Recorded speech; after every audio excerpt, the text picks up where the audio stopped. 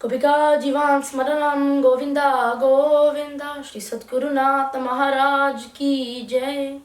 Radhe Radhe everyone.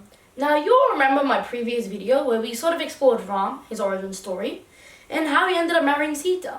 This story is about how he went into exile. You remember King Dasharath. He was the father of Ram and the king of Ayodhya.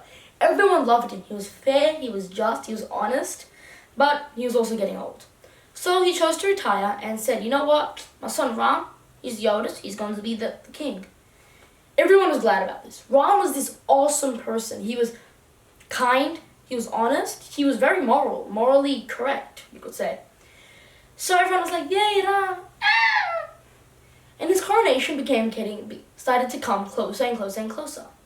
Now, he had a half-brother named Bharath. And Bharath's mother was Queen Kaikeyi. This information will be relevant to you shortly. See, Queen Kaikeyi, she had this evil maid.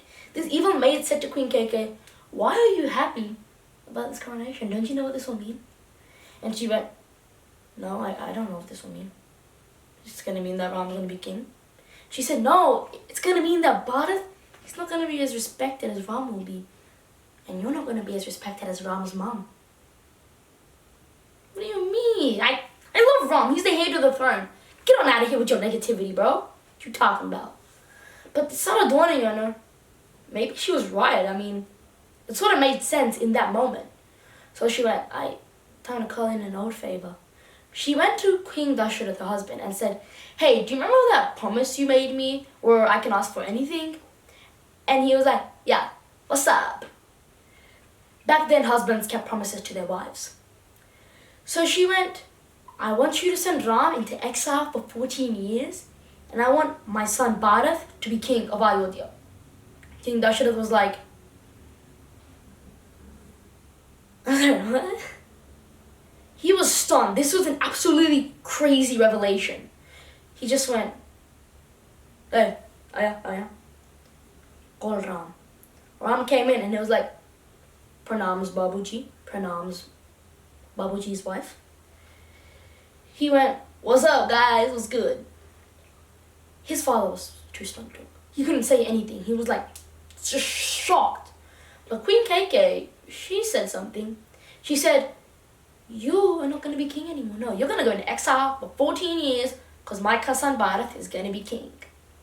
Ram didn't go, what you talking about? Get out of here, bro. I'm going to kill you. No, he was actually pretty calm. He said, is this what my dad wants? His dad didn't say anything. He was just silent. But Queen Kaikeyi answered, he's honoring a promise he made to me. And Ram was like, well, that makes sense. You know, none of his ancestors had ever broken a promise. And he couldn't stop that now. So he went, I'm going to go into exile. Peace out, homies. His wife Sita and his brother Lakshman came to know about this. And they're like, we'll come with you into isolation, into exile for 14 years. You're going to need company. We got you. See, at this time, Bharath wasn't actually with them. He was with his grandmother. But when he came back and he found out about this, he was like, Mom, what have you done?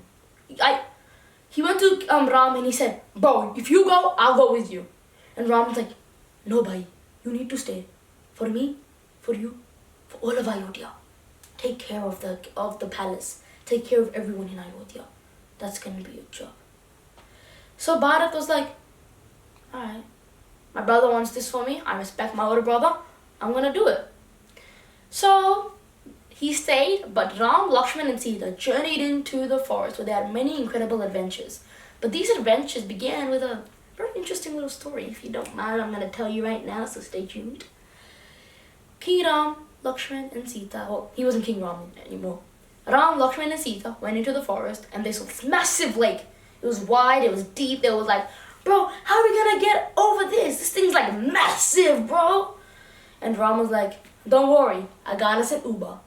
A boatsman came in, he pulled up and he said, yo, what's up, y'all need a ride? He said, do you charge much? Ram was like, are you expensive? He went, nah man, y'all just need a ride, hop in. We'll talk business later. So they went in and he took them gently across the stream.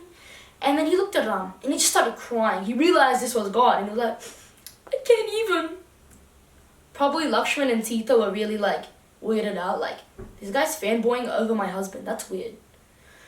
But then they arrived at their destination. He dropped them off. They got off the canoe or boat, on your preferred term. And Ram said, "Alright, so how much, bro?" The boatsman was like, "You know, us boatsmen, we got a saying. It goes, you can't take money from another boatsman. You just don't walk like that. Boatsmen don't take stuff from other boatsmen." And Ram was like, "Bro, what you talking about? I look like an Uber driver, bro. What you talking about?" And the boatsman was like, "No, seriously. I transport people from point A to point B. You transport lost souls to God, to eternal life. You're a way better boatsman than me." And Ram was like, "Aight, cool story, bro. See ya, thank you." Ram, Sita, and Lakshman then journeyed into the forest, where they had many great adventures. But that's gonna be in part 3, so y'all better stay tuned. Radhe Radhe, and please, I hope you enjoyed this video. Thank you, and Radhe Radhe.